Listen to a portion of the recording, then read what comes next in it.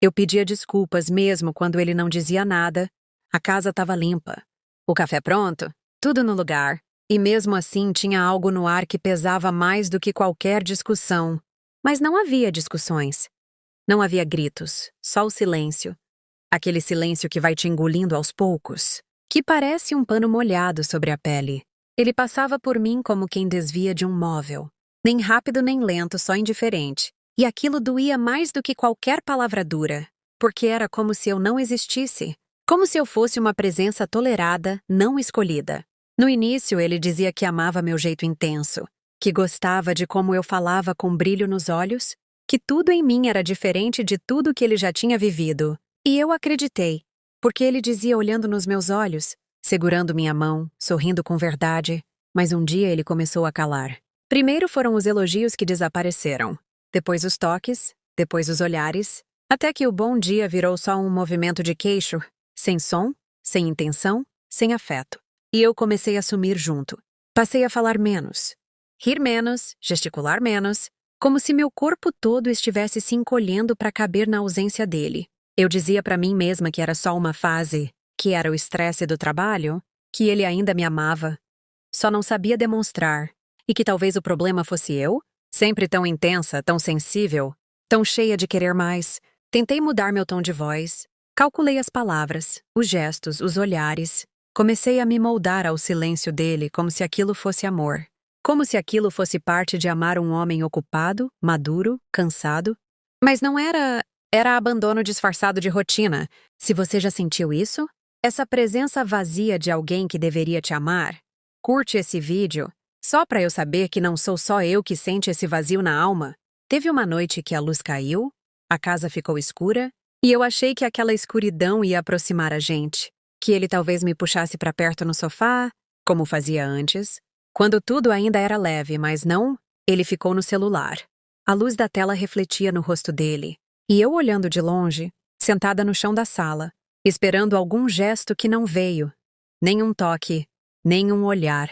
Naquela noite eu chorei no banheiro com a toalha na boca, para não fazer barulho. E mesmo assim ele bateu na porta e pediu para eu parar com o drama. Que ele precisava dormir? Aquilo me quebrou de um jeito estranho. Não foi uma explosão, foi um estalo interno, silencioso. Como se eu tivesse percebido de uma vez só que eu estava sozinha havia muito tempo. Mesmo dividindo o mesmo teto, o mesmo lençol, o mesmo prato na mesa, mas mesmo assim eu fiquei... Porque eu achava que o amor era isso? Esse esforço constante para não perder alguém?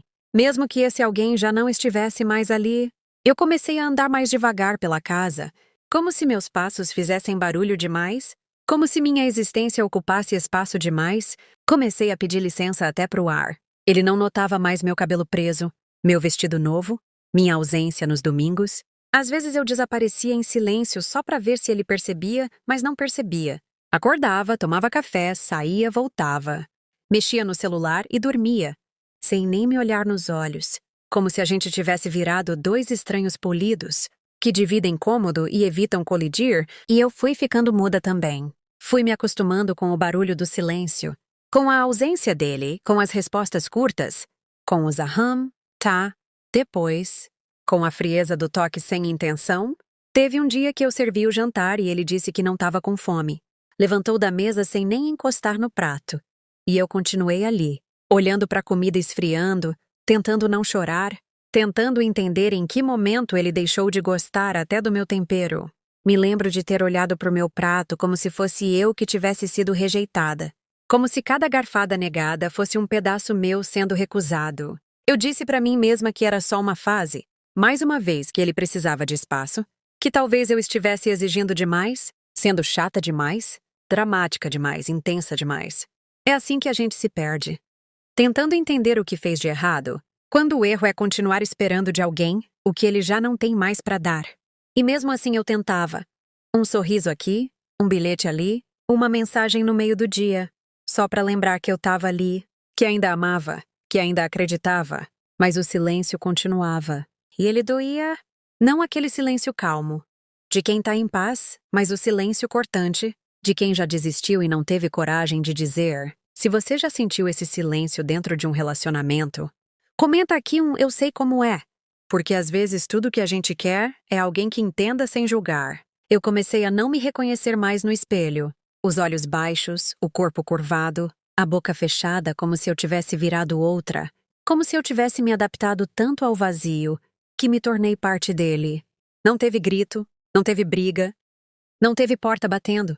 Só um dia em que eu parei de tentar, parei de perguntar, parei de esperar. E ele nem notou. Foi ali que eu entendi que eu tinha deixado de existir para ele muito antes de deixar de amar.